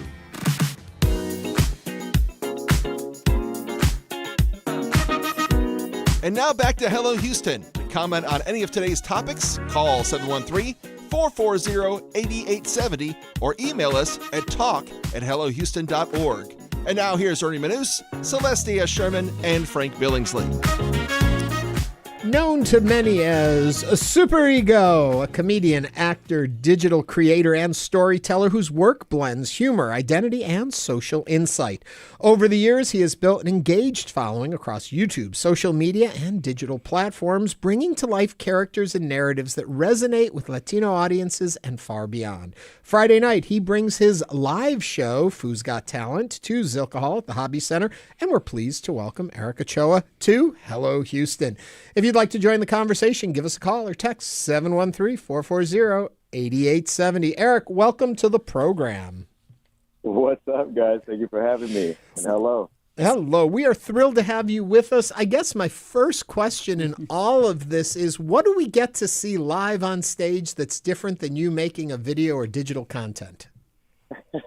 Well, we do travel with a group of friends that we do a lot of viral hits with, either on TikTok or Instagram and the YouTube videos. So we travel with some of the best acts. And then the difference is that we invite the audience to come up on stage and show their talent. Whether they can sing, they break dance, they do a backflip, whatever it is, like we want to see it. So we go to each city and we want to see the best, and then we crown them the winner of that city. And it leads to a very unpredictable night because they bring the talent, and me and my friend Alex Arredondo, we play the judges.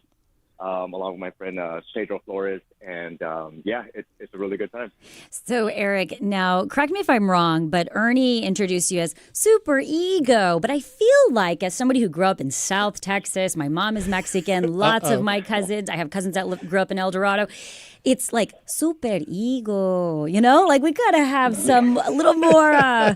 Little sabor, yeah. Un poquito de sabor, ¿verdad? No, so it's interesting, right, Eric? Because I was watching you, and I follow you on Instagram, and I mean, you have garnered an amazing following. I mean, with millions that watch you. And do you think it's because the way you are presenting comedy is so relatable to so many Latinos in the U.S.? Yeah, 100%, and it's all thanks to the supporters, those that have spread word of mouth. Because at the very beginning of YouTube, I started this back in like 2009.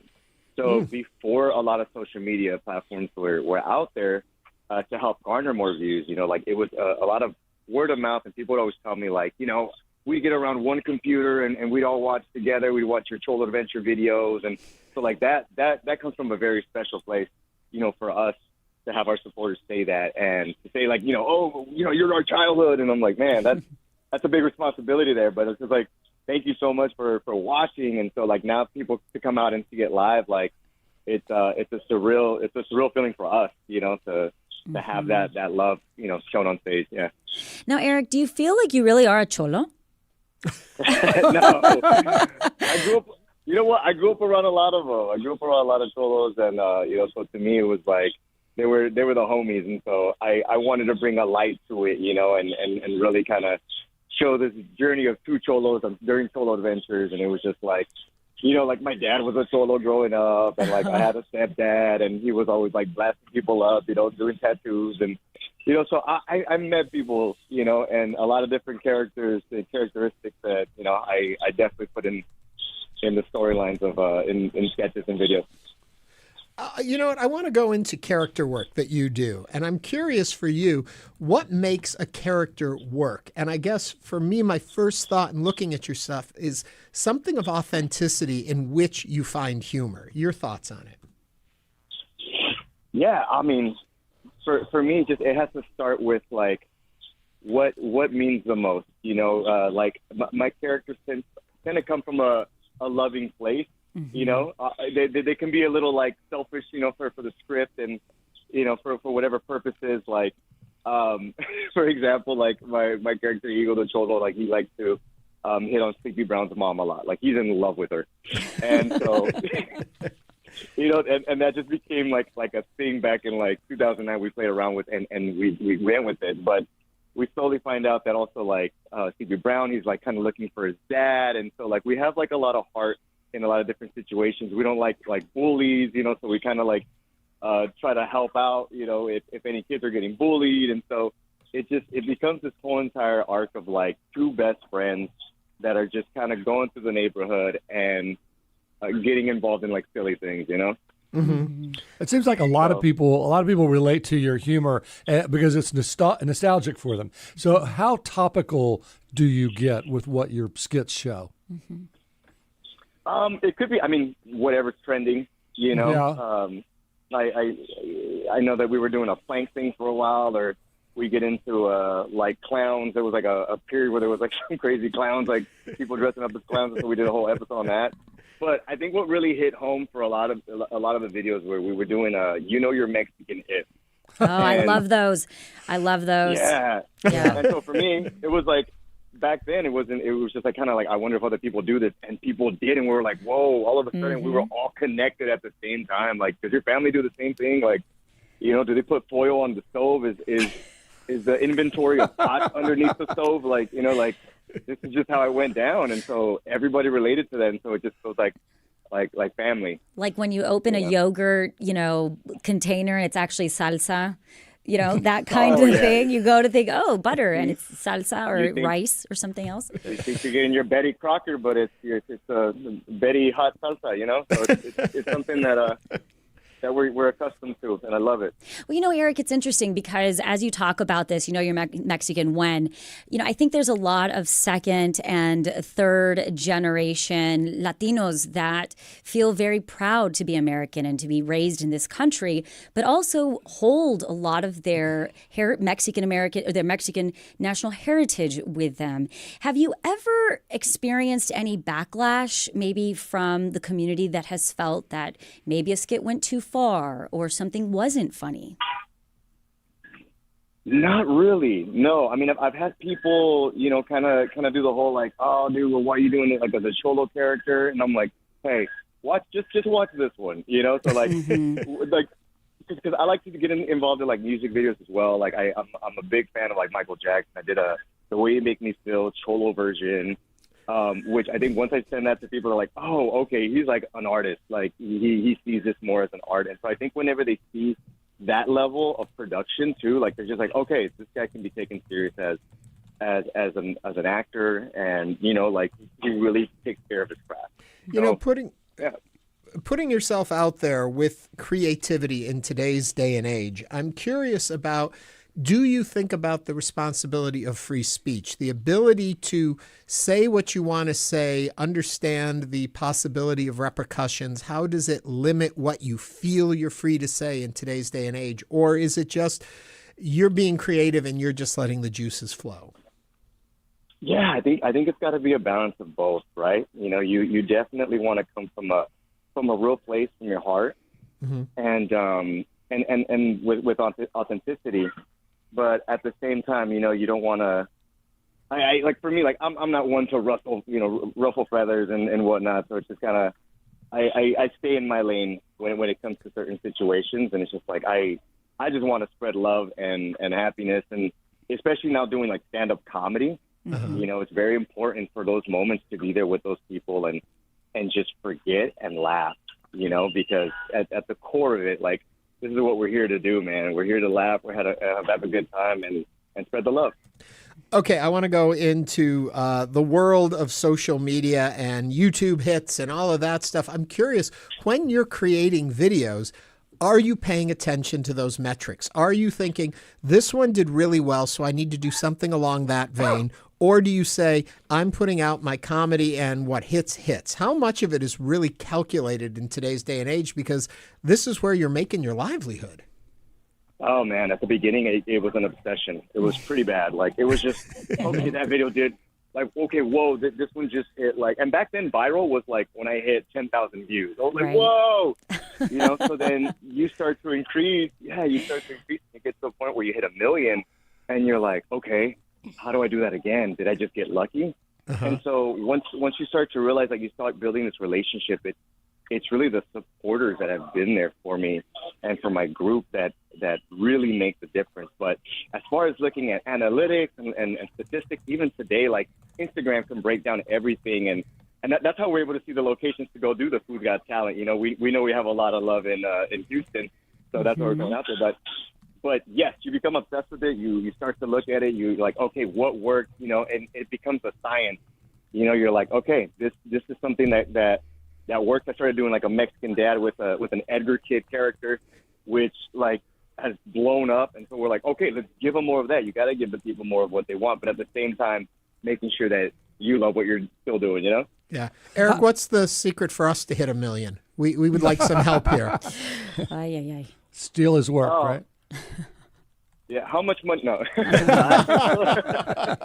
Hey, Eric, what are the nuts and bolts of your show? What time does it start on Friday? Is there an intermission? Do you go 90 minutes, 2 hours? What can we expect? Yeah, doors open at 7. Show starts at 8. We're going to be there at the Hobby Center, and yeah, it's a good time. You know, it's 13 and up. Make sure you get there on time. Get some good seats, and if you're in the front, we always call it the splash zone, so get ready to get picked on and possibly called up. You know, Eric, we are in the midst of Hispanic Heritage Month, and people often think of Latinos and they think food and they think language. How does it feel to represent Latinos through comedy? Oh, man, love. It just feels like love. That's what it feels like. It feels like a connectedness with everybody at the same time. You know, like if I say pa arriba, pa abajo, al centro. We know exactly what to do. You know what I mean? Yeah. Pa adentro. So pa adentro. So it's just like CC, you were able to finish that sentence. So like to me, like I love that culture with our people, but at the same time, anybody else that is around it and wants to learn, you know, like we're very inviting. We want people that the carne asada in the backyard, you know. So that's how we are. We're very hospitable and we're loving people. So well, our YouTube viewers are loving your energy. So we're creating fans for you, Eric. Hey, yeah, like he needs us. Okay, Eric, you're not going to tell us how we can reach 1 million views, but can you tell Celeste what she needs to do to win the talent contest if she shows up tomorrow night? Oh, Celeste, whatever talent you got, bring it. If those hips don't lie, if you want to do a Shakira thing, you know, come on up. We'll get your music ready for you, and you know. I think she's good at gardening, Eric. I think you're in the wrong church. Eric, I'm a millennial Latino over here. I'm into yes. But, you know, Eric Ochoa, a.k.a. Super Ego, thank you for joining us today on Hello Houston. Thanks, Eric. Thank you guys very much, and see you guys. See you guys tomorrow if you guys come. Thanks. Yeah, break a leg. Have a great show. To learn more about his upcoming live show at the Hobby Center this Friday night, Foo's Got Talent, visit thehobbycenter.org. But we do want to take a second. We do have Michael Adkison on the line, who is a reporter. He is at the scene. Sorry about that. We don't have him yet on the line, but we are continuing to cover breaking news out of downtown. Yeah, we'll have him looks like shortly. A boiler exploded at the about Holiday that boiler Inn Express. explosion at the Holiday Express. We will continue to keep you all updated as we continue to monitor the situation. But coming up on Hello Houston, we'll have our current obsessions, our weekly rundown of things that are currently taking over all of our free time. And we want to hear yours. Email us at talk@hellohouston.org or give us a call, 713-440-8870. Stay with us.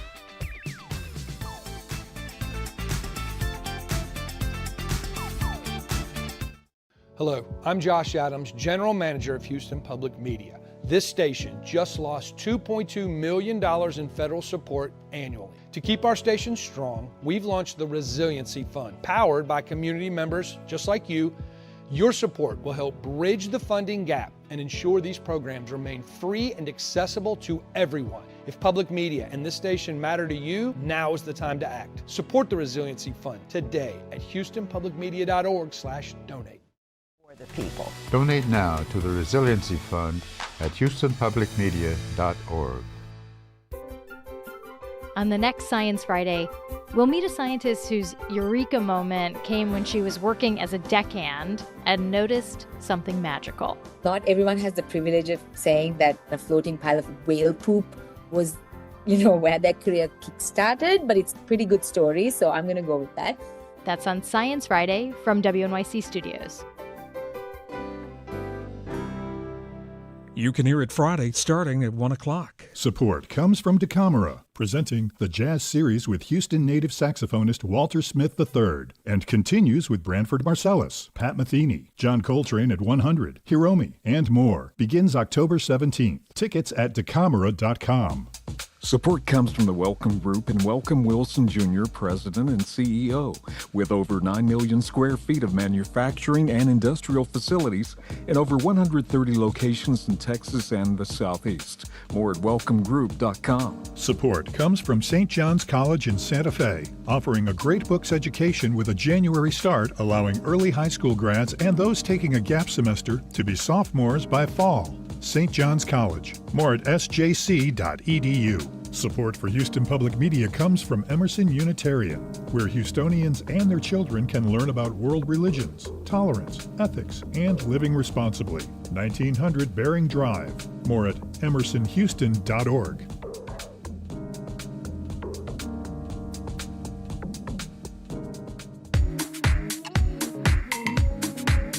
And now back to Hello Houston. To comment on any of today's topics, call 713-440-8870 or email us at talk@hellohouston.org.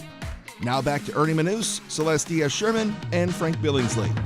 Before we get into our next segment, we have been tracking breaking news today.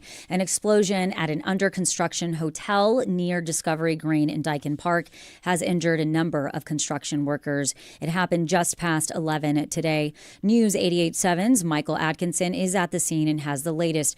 Michael, welcome to Hello Houston. What can you tell us, and what are you seeing right now downtown in Houston? Hey, good afternoon. I'm standing here at the corner of Texas and Austin here in downtown Houston in front of a building that was under construction. You can literally see at the top floor, windows are jutting out from the structure itself. You can tell that there was an explosion over here. Several fire trucks in the area and law enforcement as well have this block completely closed off to traffic. Lots of folks here in downtown Houston are just approaching the building just to take a look at it. I spoke with some construction workers who did not want to do an interview but told me they could feel the explosion inside of the building.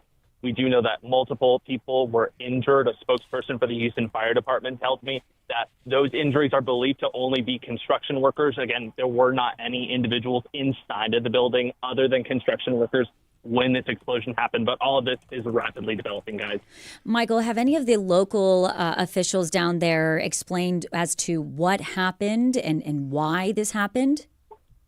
No, we don't know that just yet. We do know that arson investigators are here. We don't know that it was anything that was intentional or deliberate like arson, but we do know that the cause of exactly what led up to the explosion is still being investigated. Public Works, we also know, are going to come out here and take a look at the building itself and see what contributed to this explosion. Michael, we keep hearing that people have been injured. Have you seen people come out of the building and go into ambulances, or is there triage on site? What are you seeing as far as any injured people? Mm-hmm. We do know that multiple people were taken to hospitals.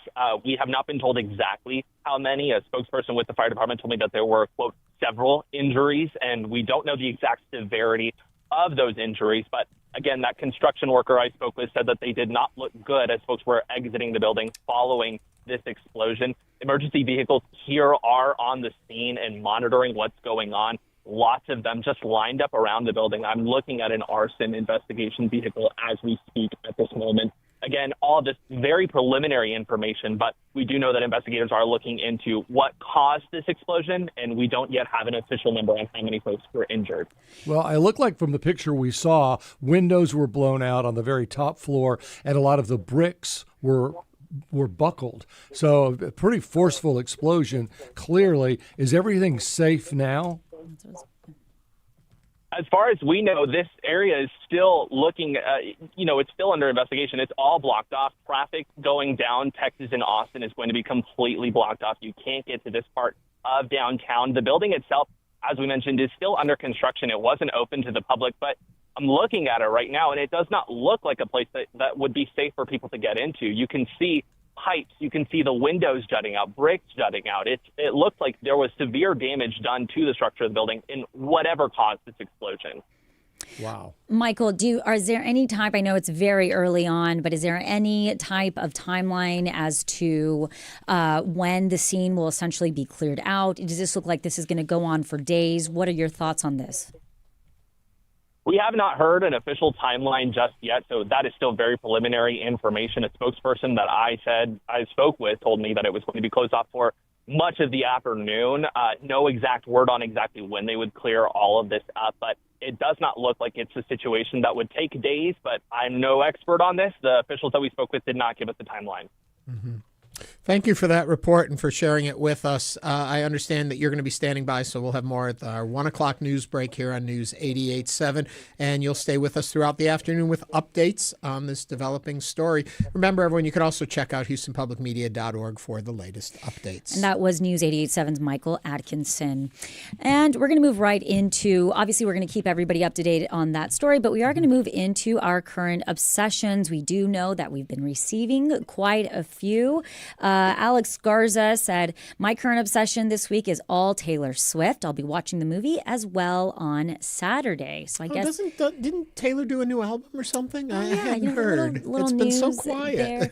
But yeah, so now we're going to go into our Thursday segment, which is our current obsession. As if you would like to join the conversation, you can give us a call, 713-440-8870. Okay, Ernie. Okay, Frank, what are y'all's current obsessions? I got a good one for you. Oh, yeah? I've become obsessed yet again. This is one that revisits me. A lot of my current obsessions, if you're a regular listener or watcher of the show, you know they revisit me. They come back again. Now I'm on Kathy Mitchell again. Kathy Mitchell. Do you all remember Kathy Mitchell, the queen of the infomercials? A little small of stature, red-headed woman, and she can sell us anything from La Presse to the Chef-O-Matic Pro, not just the Chef-O-Matic. She had the red copper pans, the Flip Witch skillet, or my favorites, the Dump Cake books, or even the best, Eat This Book. It was a book of parchment paper that had like the amount of food you were supposed to put on the paper and then stick the whole paper in the oven, and you cooked the book to make your meals. Anyway, if you have not seen her infomercials on YouTube, there's a comedian, Mateo Lane, who is obsessed with her too, and that's what got me back into her, watching his videos. And he watches them and just loses it over this stuff. This woman could sell you anything. We need her to come in here and do campaign for us because she can hit it. So she's still, she's still around. She doesn't still do them. Yes, she's still with us. She doesn't still do them. A few outlets have been able to secure her for an interview to talk with her about this, but she would say she would not endorse anything she didn't personally believe in. So if you saw her on an infomercial, you could believe. Kathy Mitchell loved it. She had like almost a leprechaun voice to her, and maybe a little bit of a leprechaun look to her as well. Nice. Yes, Well, that's what I'm obsessed with. We got another YouTube from here there. My current obsession is watching The Librarians TV series. And I bring that up because I've been a little obsessed with catching up on the morning show, the new series dropped. Don't say anything. I know, that's the thing. It's how do I talk about it if I can't talk about it, Ernie? Well, you can, because I'm still behind on the last season. Well, it catches up very, very cleverly because a lot of the main characters left for whatever reason. Now they're all coming back, but the way they have woven their return into this season has been pretty clever and believable. Like, oh my God, how are they going to get him from here to there? Well, they did. So I think it's going to be a really great series. And was it when they got him from there to there? Was it like real? Like, was it what I mean. legit, or were you like, oh yeah, that would never? No, it was legit. It was legit. It was like yeah. Because they've been kind of banished, and now they unbanished him. I love I don't it. know. You'll have to watch it, but anyway, that the morning show. I'm gonna have to check out The Librarians. That's from here there. That actually, I kind of did a little precursor look. It looks like a pretty good TV series. Oh yeah. And Denise Ehrlich, wine goddess of Texas, says my current obsession is house hunting. Which, be yes, careful. You can that. Once you get that fever, it's once hard you to get into them. I know. All of a sudden, you're buying something. Mm-hmm. Okay, Trust me. talking about houses, I'm into The Scariest House in America. Have you watched that I've series? been to your house. Yeah, hateful. It's like they do The Ugliest House in America. And I've been to your house, Frank. Oh, not true at all. I hope to one day grow up and have a home as nice as Frank Billingsley's. But they have the Ugliest House in America series, and they have spun it off into The Scariest House in America, and they go to these houses that are supposedly haunted, and they get to pick what is the scary, and the winner at the end of the series gets their house renovated. Mm-hmm. Oh, if they want it. If might like if you it got a that scary way. house, you may want to keep it scary. I see my British computer guy, your favorite, Celeste. My favorite. Has a current obsession is bourbon and lots of it. Well, bourbon, now we know why that's Celeste. the bourbon helps with the current political climate. Bourbon probably gets him through this show, maybe. I don't know. But he also added drink responsibly. Yes. Always. My current obsession right now is doing like a 2-minute, no screen, no music, just totally relaxing Mindfulness. Mindfulness. You can do a whole 2 minutes without your screen? I know that sounds like not much, but really set your timer for 2 to 3 minutes and try to go quiet and relax clear your thoughts, humble your heart, relax your body. Yeah. And it helps. Well, psychologists, Scientific American had a great article about how to deal with our current political climate, because a lot of people are very anxious and nervous, and that was one of the suggestions, to just take a couple of minutes every day and just relax and just step away. They had a lot of other good information in there. You can Google it from Scientific American. Mindfulness. I enjoyed the articles. Watch how I'll steal this over to something. One way our executive producer, Jim Kovacic, Jimbo, gets his piece is by following this new actress who isn't real. Tilly Norwood, the AI actress. I want to get to her one way or another. I see Jim even holding his. He has her picture hanging in his office. Jim's giving us She thumbs is this new sensation, but she's not real. She is totally AI generated. They have surfed the world out there to grab data points to create an actress, and now supposedly she's getting representation. I am kind of obsessed with her too. Well, wait till you see the morning show. That's all I'll say. I want to point out for Jim. I want to point out to Jim's going to be playing tonight, right, Jim? Oh, that's another obsession we have. Playing. I don't even know that he's Christian's paying attention Tailgate. to us. And I think that have a happy hour tonight. 5 to 8. You're going to be playing your guitar. Yeah, Let's give him a thumbs up. Jim is a man of many talents. Yes, he And is. strumming the chords are just one of them. Jim, did you invite Tilly Norwood to come see you perform? He's giving me 2 thumbs up for Tilly to come see him. If you're not perform. familiar, did you watch some of the video of I Tilly have. Norwood? It's kind of creepy in that it is so realistic. And then Whoopi Goldberg just had a fit about it. She said saying, well, she doesn't look like us or act like us. Oh, yes, she does. Yeah. And the other thing is, too, I love to bring this up. Think 6 months ago or a year ago when they had AI-generated videos that were coming out, and they would always have like extra fingers and all of that. And in this short period of time, how much more refined and defined these AI characters have become. Imagine another 6 months, another year. You're not going to be able to tell the difference. You think you're watching us. They wouldn't generate people like us, trust me. And that brings us to the end of our show. We want to thank you for listening to Hello Houston, engaging with us today. We'll be back tomorrow with more conversations. We are following breaking news, and we will have that on our website at houstonpublicmedia.org. This is News 88.7. Have a great day. Thanks for listening to Hello Houston. Join us every Monday through Friday from 11 a.m. to 1 p.m. to talk all things Houston. The Hello Houston production team includes Garrett Bowman, William Menjivar, Jen Altide, Todd Holslander, and Jim Kovacic.